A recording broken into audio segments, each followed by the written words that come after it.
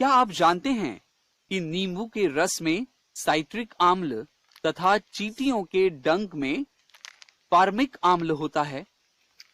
इसके अलावा प्रयोगशाला के आम्ल भी होते हैं, जैसे कि हाइड्रोक्लोरिक आम्ल तथा सल्फ्यूरिक आम्ल। टूथपेस्ट, घरेलू अमोनिया तथा अंडे की सफेदी कुछ ऐसे पदार्थ हैं जिनमें क्षारक होते हैं। आभासी प्रयोगशाला में आपका स्वागत है।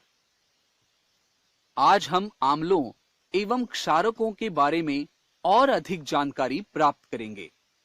याद रखें, ये उच्च संक्षारी पदार्थ हैं, इसलिए इन पर कार्य करते समय सदैव सुरक्षा संबंधी पूर्व सावधानियों का पालन अवश्य करें। सूचकों का उपयोग करना आम्लों की जांच करने का एक तरीका है। क्या ये नीले लिटमस को लाल कर देता है? क्या ये फिनोल्फ्थेलिन को रंगहीन कर देता है? अगर इन प्रश्नों का उत्तर हां में है, तो ये विलयन एक आम्ल है। क्षारकीय पदार्थ प्रायः साबुन जैसे चिकने होते हैं। सूचकों का उपयोग करना क्षारकों की जांच करने का एक अन्य तरीका है। क्या ये लाल लिटमस को नीला कर देता है? क्या ये फिनोल्फ्थेलिन को गुलाबी कर देता है? अगर इन प्रश्नों का उत्तर हां में है, तो ये विलयन एक क्षारक है। हमने सीखा कि आम्लों और क्षारकों में बहुत विशिष्ट गुणधर्म होते हैं। लेकिन क्या होगा जब हम किसी आम्ल और किसी क्षारक को एक में मिला दें? आइए आम्लों और क्षारकों के साथ दो प्रयोग करें। आइए देखें कि क्या होता है जब किसी क्षारक जैसे कि अमोनिया और किसी आम्ल जैसे कि सिरके को एक में मिला दिया जाता है। एक बीकर में 100 मिलीलीटर आसुत जल मापें। फिनोल्फ्थेलिन एक रंगहीन विलयन है। जल में फिनोल्फ्थेलिन की लगभग 3 बूंदें डालें और विलयन को थोड़ा सा हिलाएं।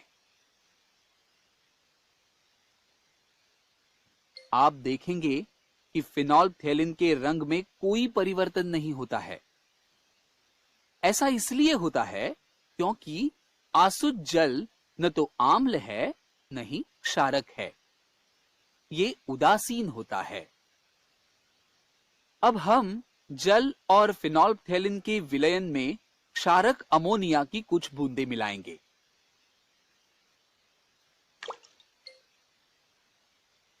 आप देखेंगे कि विलयन का रंग अकस्मात परिवर्तित होकर लालिमा लिए हुए बैंगनी हो जाता है, जो बताता है कि अमोनिया एक क्षारक है।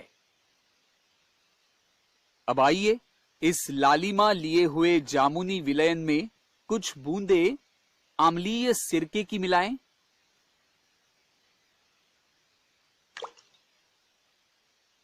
आप देखेंगे कि विलयन का रंग धीरे धीरे हल्का जामुनी और फिर ये पुनः रंगहीन हो जाता है। जो हमने अभी देखा, ये उदासीनीकरण की अभिक्रिया है। अम्लीय सिरका क्षारक अमोनिया से अभिक्रिया करता है और इसके प्रभाव को निरस्त या उदासीनीकृत कर देता है। इस तरह से सिरका मिलाए जाने पर फिनोल्फ्थेलिन एक बार फिर से जामुनी रंग से रंगहीन हो जाता है। आइए देखें कि चूने का पानी, जो कि एक क्षारक है, ये कार्बोनिक आम्ल से किस प्रकार अभिक्रिया करता है। चूने के पानी से भरी एक परख नली में कुछ बूंदें फिनोल्फ्थेलिन की मिलाएं और देखें कि क्या होता है। ध्यान दें कि विलयन का रंग बदलकर गुलाबी हो जाता है, जो इंगित करता है कि चूने का पानी एक क्षारक है। अब हम परख नली के पास सांस लेते हैं और देखते हैं कि क्या होता है। ध्यान दें कि विलयन का गुलाबी रंग गायब हो जाता है और ये धीरे धीरे रंगहीन हो जाता है।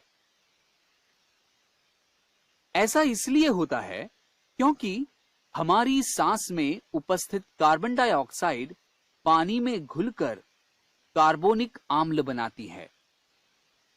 ये आम्ल चूने के पानी से अभिक्रिया करता है और इसके प्रभाव को निरस्त या उदासीनीकृत कर देता है। अभिक्रिया के दौरान ऊष्मा मुक्त होती है जो कैल्शियम कार्बोनेट और जल उत्पन्न करती है। आम्ल और क्षारक एक दूसरे को उदासीन कर देते हैं। वे अभिक्रिया करके लवण और जल बनाते हैं और ऊष्मा निर्मुक्त की जाती है।